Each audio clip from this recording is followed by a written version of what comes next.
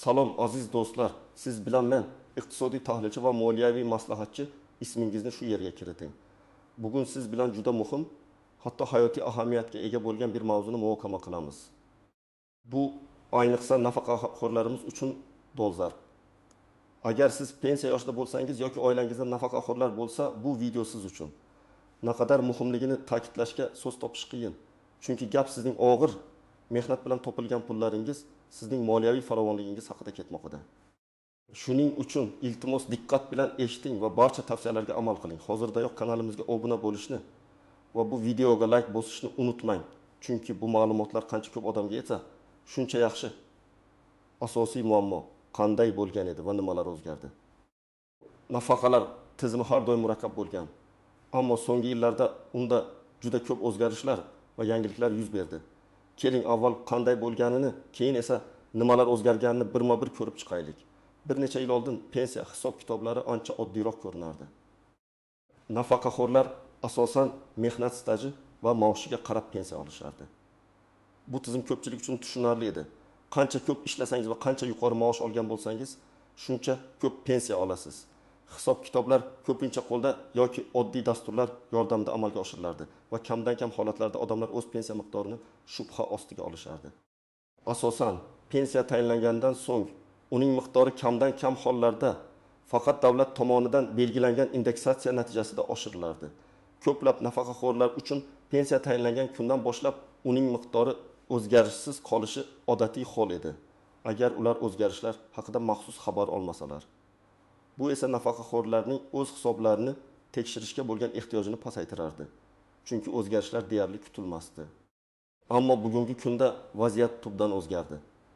Nafaqalar tizimini takomillashtirish bo'yicha qator islohotlar amalga oshirildi. Bu islohotlar bir tomondan nafaqaxo'rlarning ijtimoiy himoyasini kuchaytirishga qaratilgan bo'lsa, ikkinchi tomondan hisob kitoblar va to'lovlar mexanizmini murakkablashtirdi. Yangi ijtimoiy dasturlar, qo'shimcha imtiyozlar, pensiya miqdorini qayta hisoblash bo'yicha yangi tartiblar joriy etildi. Eng muhimi, tizimga raqamli texnologiyalar joriy etilishi bilan pensiya jamg'armasi va banklar o'rtasidagi ma'lumot almashinuvi avtomatlashtirildi. Bu esa bir tomondan samaradorlikni oshirgan bo'lsa, ikkinchi tomondan ba'zi texnik xatolar yoki ma'lumotlar uzatishdagi nosozliklar ehtimolini yaratdi. Pensiya miqdorini avtomatik indeksatsiya qilish, ya'ni inflyatsiyani hisobga olgan holda muntazam oshirish tartibi ham joriy etilgan bo'lsa-da, bu har doim ham to'g'ri hisob-kitob qilinmasligi mumkin. Ba'zida eski qoidalarga asosan hisoblangan pensiyalar yangi imtiyozlarni o'z ichiga olmaydi. Shuningdek, ba'zi nafaqaxo'rlar o'zlarining shaxsiy ma'lumotlaridagi o'zgarishlar, masalan, oilaviy ahvol, sog'liq holati haqida pensiya jamg'armasini xabardor qilmasliklari natijasida qo'shimcha to'lovlardan mahrum bo'lishmoqda. Masalan, nogironlik darajasining o'zgarishi yoki boquvchisini yo'qotganlik holati. Demak, asosiy muammo shundaki, hozirgi kunda pensiya tizimi shunchalik dinamik va murakkablashganki, nafaqaxo'rlar o'z pensiya hisoblarini muntazam tekshirmasalar, nafaqat davlat tomonidan taqdim etilayotgan qo'shimcha imtiyozlar va to'lovlardan bexabar qolishlari, balki ba'zi hollarda o'zlariga tegishli bo'lgan asosiy pensiya miqdori ham noto'g'ri hisoblangan bo'lishi mumkin. Bu degani, siz o'z haqqingiz bo'lgan pul olmasligingiz mumkin. Bugungi kunda passiv kutishning o'zi yetarli emas. Faol bo'lish, ma'lumotlarni kuzatish va o'z huquqlaringizni himoya qilishga tayyor turish juda muhim. Birinchi asosiy qo'yishim, nimalarni bilish kerak, kim xavotir olish kerak va kim xavotir olmasa ham bo'ladi. Keling, endi har bir nafaqaxo'r bilishi shart bo'lgan eng muhim jihatlarni, shuningdek, kimlar o'z pensiya hisobini ayniqsa diqqat bilan tekshirishi kerakligini va kimlar nisbatan kamroq xavotirlanishi mumkinligini chuqur tahlil qilamiz. Bu qismda konkret misollar va raqamlar bilan har bir holatni tushuntirishga harakat qilaman. Nimalarni bilishingiz kerak? 1. Pensiya miqdorini qayta hisoblash qoidalari. Davlat tomonidan pensiya miqdorini muntazam ravishda indeksatsiya qilish, ya'ni inflyatsiya darajasiga mos ravishda oshirish tartibi mavjud. Ammo bu avtomatik jarayon har doim ham barcha omillarni hisobga olmasligi mumkin. Ba'zida avvalgi mehnat staji yoki olingan daromadlar qayta ko'rib chiqilib, yangi qoidalar asosida baholanishi natijasida pensiya miqdori sezilarli darajada oshishi mumkin. Bu ayniqsa Sovet davrida ishlaganlar yoki so'nggi yillarda yuqori daromad olganlarga tegishli bo'lishi mumkin. qo'shimcha to'lovlar va ustamalar. Oddiy pensiya to'lovidan tashqari ba'zi nafaqaxo'rlar qo'shimcha to'lovlar va ustamalarga haqli bo'lishlari mumkin. Bularga quyidagilar kiradi. Boquvchisini yo'qotganlik pensiyasi. Agar sizning oilangizda shunday holat yuz bergan bo'lsa, nogironlik uchun ustamalar, nogironlik guruhi va sababiga ko'ra. Uzoq muddatli mehnat staji uchun bonuslar, masalan, 35 yildan ortiq ishlaganlik uchun, maxsus xizmatlar yoki davlat mukofotlari uchun ustamalar, ma'lum bir kasb egalari uchun belgilangan qo'shimcha imtiyozlar. Bolalikdan nogiron bo'lgan bolalarga qaragan onalarga qo'shimcha ustamalar. Bank hisob raqamidagi o'zgarishlar. Agar sizning bank hisob raqamingiz o'zgargan bo'lsa yoki siz pensiyani naqd pulda olayotgan bo'lsangiz, lekin endi bank kartasiga o'tkazishni xohlasangiz, pensiya jamg'armasini bu haqda xabardor qilishingiz shart. Aks holda pensiya to'lovi kechikishi yoki umuman noto'g'ri hisobga tushib qolishi mumkin. 4. Raqamli tizimlar. Pensiya tizimi raqamlashtirilmoqda. Bu degani siz MyBog'Oz orqali pensiya ma'lumotlaringizni tekshirishingiz, hisob-kitoblar va to'lovlar haqida ma'lumot olishingiz mumkin. Ammo bu tizimlarda ham xatolar yuz berishi mumkin. Kim xavotir olish kerak? Bu savolga javob berishda sizning shaxsiy vaziyatingizni hisobga olish muhim. Ba'zi guruhlar ayniqsa diqqatli bo'lishi lozim. Bir yaqinda pensiyaga chiqqanlar. Agar siz bir necha yil ichida pensiyaga chiqqan bo'lsangiz, sizning hisob-kitoblaringizda yangi qoidalar va imtiyozlar to'liq aks etmagan bo'lishi mumkin. Masalan, 2020 yilda pensiyaga chiqqan 15 yoshli Gulnora opa misoli.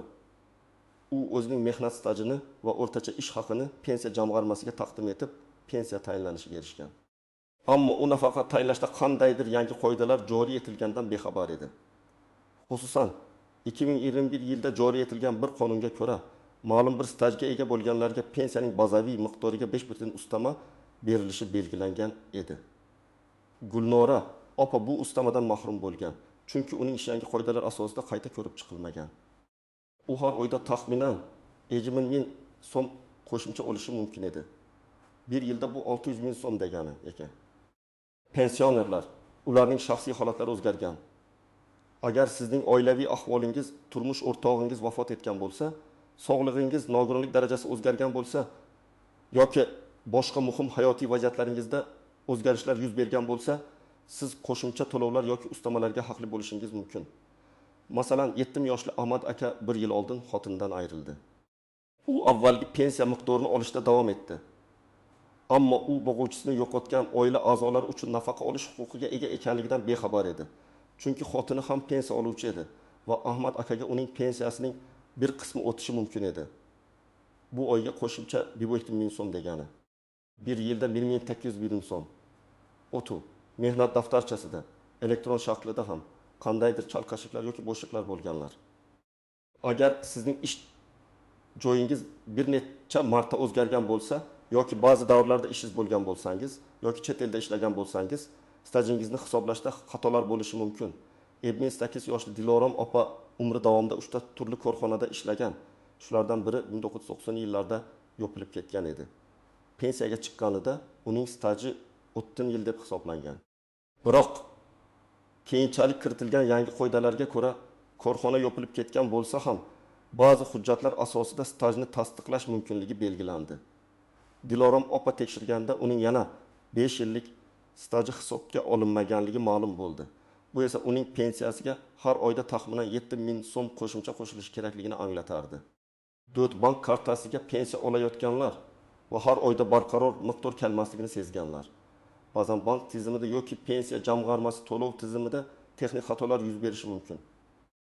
Misol uchun, 72 yoshli Botir aka har oyning 5 sanasida 1.500 ming so'm pensiya olardi. Ammo bir oyda uning hisobiga 1.3 ming so'm keldi, keyingi oyda esa 1.500 ming so'm. U bu o'zgarish sababini bilmas edi va farq kichik bo'lganligi sababli e'tibor bermagan. Bunday holatlar avtomatlashtirilgan tizimdagi kichik nosozliklar yoki noto'g'ri hisoblashlar natijasi bo'lishi mumkin. Bu farq kichik ko'rinsa-da, bir necha oy yoki yillar davomida to'plansa, sezilarli summaga aylanishi mumkin. O'z mehnat faoliyatida maxsus sharoitlarda, masalan, zararli ishlab chiqarishda ishlaganlar. Bunday shaxslar uchun pensiya tayinlashda alohida imtiyozlar va koeffitsiyentlar qo'llaniladi. Agar bu omillar hisobga olinmagan bo'lsa, ular kam pensiya olishlari mumkin. Kim xavotir olmasa ham bo'ladi yoki nisbatan kamroq xavotirlansa, aslida hech kim to'liq xavotirlanmasligi kerak. Chunki yangi imtiyozlar va o'zgarishlar barchaga tegishli bo'lishi mumkin. Ammo agar siz quyidagi shartlarga javob bersangiz, sizning hisobingizda katta chalkashliklar bo'lish ehtimoli kamroq bo'ladi. 1. Muntazam ravishda pensiya ma'lumotnomasini tekshirib turadiganlar. Agar siz har yili yoki har 6 oyda pensiya jamg'armasidan ma'lumotnoma olib, uni diqqat bilan o'rganib chiqsangiz va undagi barcha to'lovlar, ustamalar to'g'ri aks etganligiga amin bo'lsangiz, katta ehtimol bilan siz hech narsani boy bermayapsiz. 2. Yaqin vaqt ichida hech qanday shaxsiy yoki oilaviy holatingizda o'zgarish yuz bermagan. Agar sizning oilaviy ahvolingiz, sog'lig'ingiz yoki bank ma'lumotlaringizda so'nggi yillarda hech qanday o'zgarish bo'lmagan bo'lsa, kamroq xavf ostida bo'lishingiz mumkin. 3. Pensiya miqdori har oyda bir xil kelayotganiga amin bo'lganlar. Agar siz muntazam ravishda belgilangan miqdorda pensiya olayotgan bo'lsangiz va u kamaymagan bo'lsa, bu yaxshi belgi.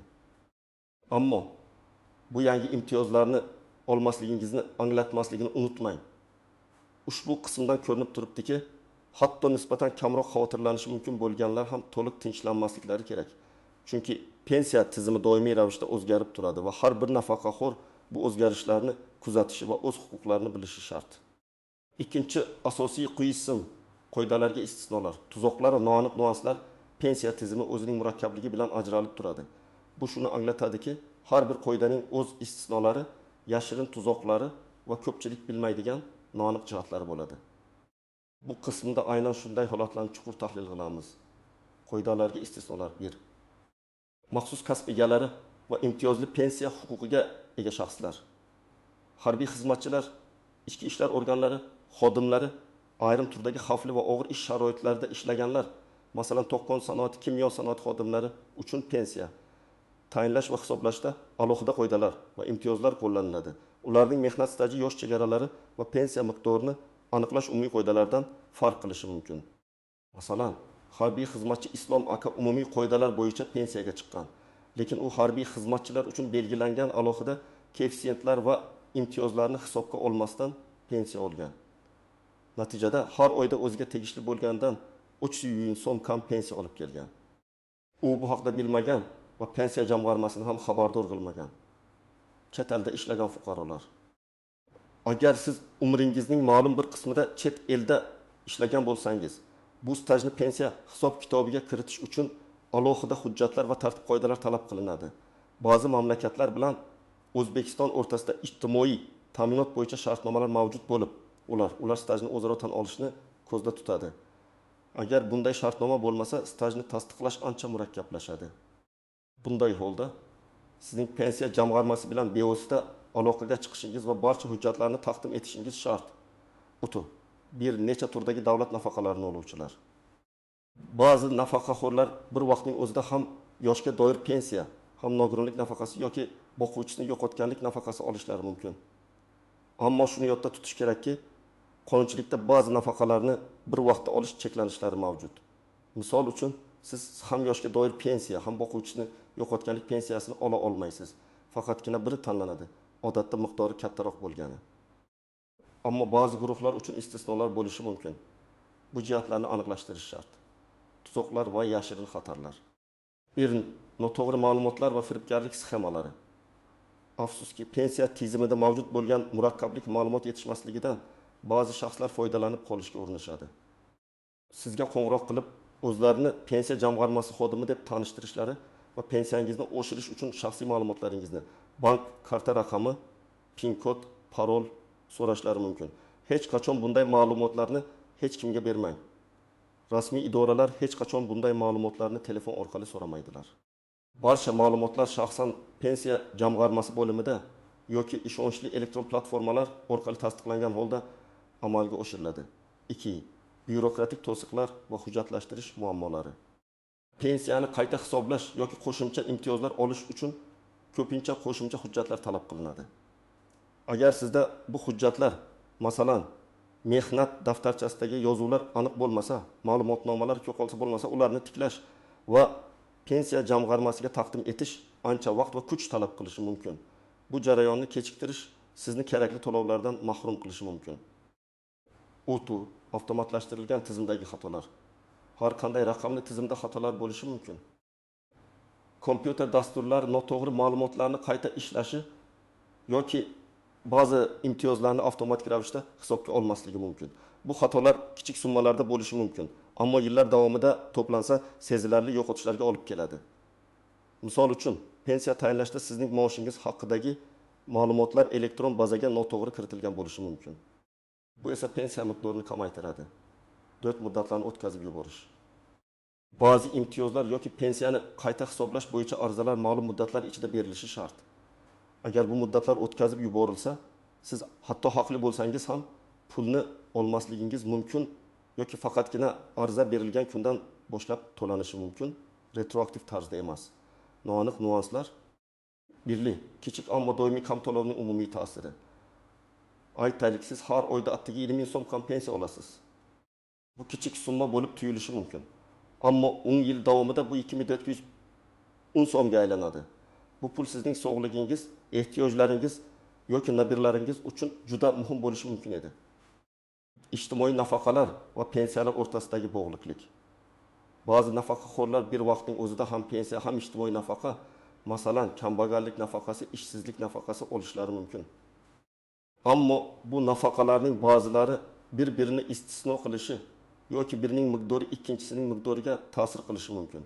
Bu jihatlarni aniqlashtirish va qaysi biri siz uchun foydaliroq ekanligini bilish juda muhim.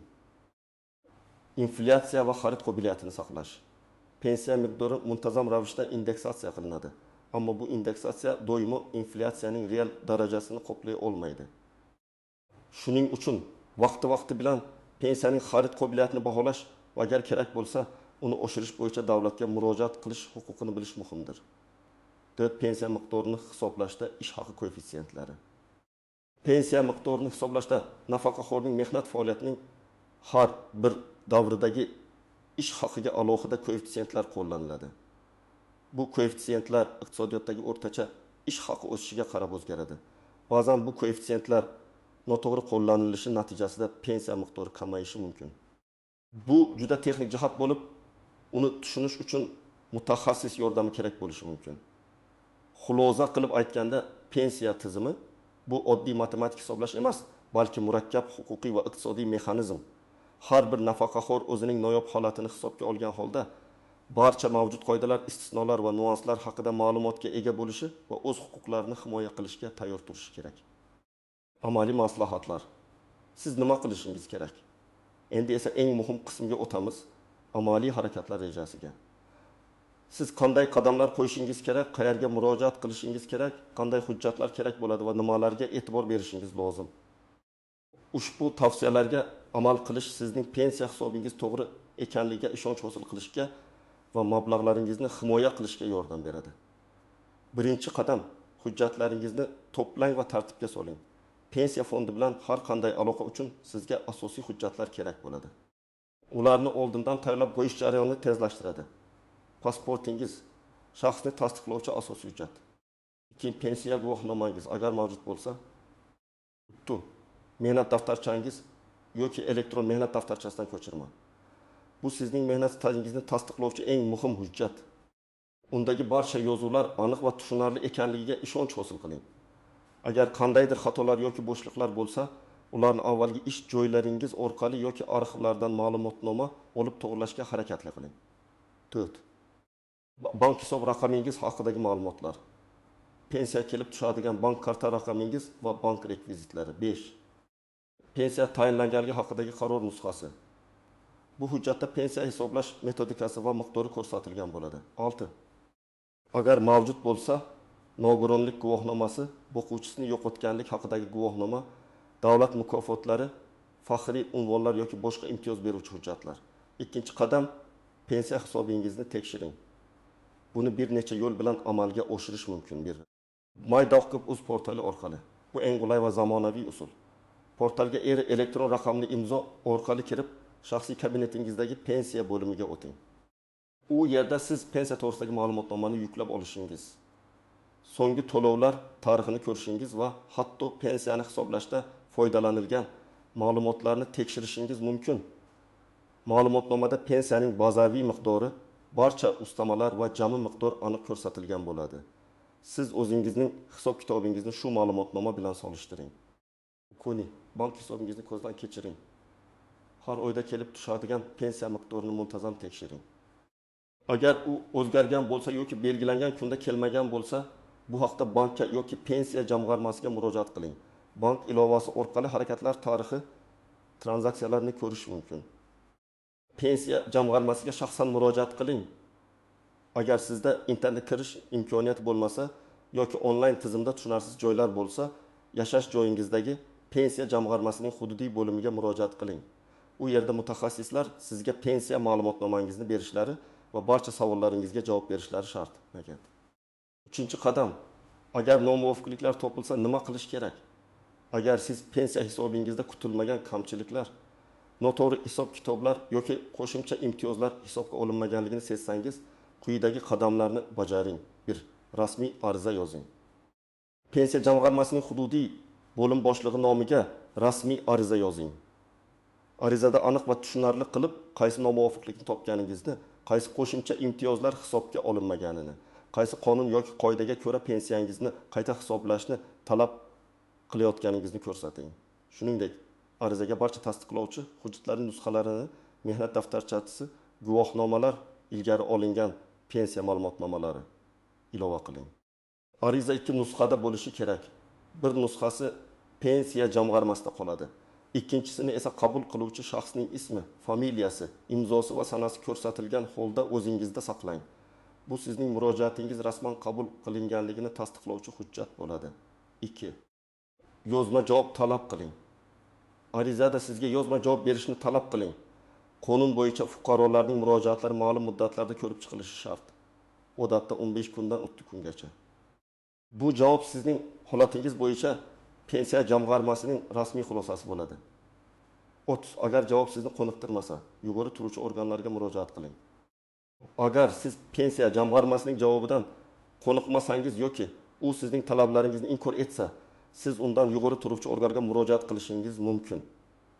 Bular Moliya vazirligi huzuridagi pensiya jamg'armasi respublika miqyosida, O'zbekiston Respublikasi prezidentining xalq qabulxonalari. Ular fuqarolarning murojaatlarini qabul qilish va ularni hal etish bo'yicha juda samarali ishlaydi. Prokuratura organlari. Agar sizning huquqlaringiz qo'pol ravishda buzilgan deb hisoblasangiz, prokuraturaga murojaat qilishingiz mumkin. Sud eng oxirgi chora sifatida siz o'z huquqlaringizni sud orqali himoya qilishingiz mumkin. Bu jarayon ancha vaqt talab qilishi mumkin, ammo qonuniy asoslaringiz bo'lsa, siz adolatga erishishingiz mumkin. 4-qadam, muntazam monitoring. Pensiya masalalarida bir marta tekshirib, tinchlanish yetarli emas. Pensiya tizimi doimiy ravishda o'zgarib turadi. Yangi qonunlar va qoidalar joriy etiladi. Shuning uchun quyidagilarni muntazam ravishda bajaring. Kamida har 6 oyda yoki yilda bir marta uz orqali pensiya ma'lumotnomangizni yuklab oling va uni diqqat bilan o'rganing. Pensiya to'g'risidagi yangiliklarni, qonun hujjatlaridagi o'zgarishlarni kuzatib boring. Ommaviy axborot vositalarini, davlat organlarining rasmiy saytlarini kuzatib boring. Agar oilaviy ahvolingizda, sog'lig'ingizda yoki bank ma'lumotlaringizda o'zgarishlar yuz bersa, bu haqda zudlik bilan pensiya jamg'armasini xabardor qiling. Har doim savollar berishdan tortinmang. Pensiya jamg'armasi mutaxassislari sizning savollaringizga javob berishga majbur. Ushbu amaliy maslahatlarga rioya qilish sizning moliyaviy farovonligingizni himoya qilishga va davlat tomonidan taqdim etilayotgan barcha imtiyozlardan to'liq foydalanishga yordam beradi. Xulosa va yakuniy chaqiruv. Aziz nafaqaxo'rlar, bugungi videoda muhokama qilganimizdek sizning pensiyangiz oddiy bir raqam emas, balki yillar davomida to'plangan mehnatingiz va davlatning ijtimoiy kafolati hisoblanadi. Bu sizning har oylik daromadingiz, farovonligingiz va xotirjamligingiz garovidir. Shu sababli unga befarq bo'lmang. O'z pensiya hisobingizni tekshirish, qo'shimcha imtiyozlar mavjudligini aniqlash va barcha to'lovlar to'g'ri amalga oshirilayotganiga ishonch hosil qilish juda muhimdir. Bir oz vaqt va e'tibor ajratish sizni katta moliyaviy yo'qotishlardan qutqarishi mumkin. Unutmangki, har bir so'm muhim. Sizning haqqingiz bo'lgan pulni olishdan tortinmang, uni izlang. Qonuniy huquqlaringizni biling va ulardan foydalaning. Agar sizda savollar tug'ilgan bo'lsa, sharhlar bo'limida yozing. Biz har bir murojaatni ko'rib chiqishga harakat qilamiz. Bu videodagi ma'lumotlar siz uchun foydali bo'lganiga umid qilaman. Do'stlaringiz va yaqinlaringiz bilan ham baham ko'ring, ayniqsa nafaqaxo'rlar bilan. Balki aynan sizning bu ishingiz kimningdir moliyaviy ahvolini yaxshilashga yordam beradi. Kanalimizga obuna bo'lishni va bu videoga like bosishni unutmang. Siz bilan ismingizni shu yerga kiriting bo'ldi. Keyingi videolarda ko'rishguncha o'zingizni asrang.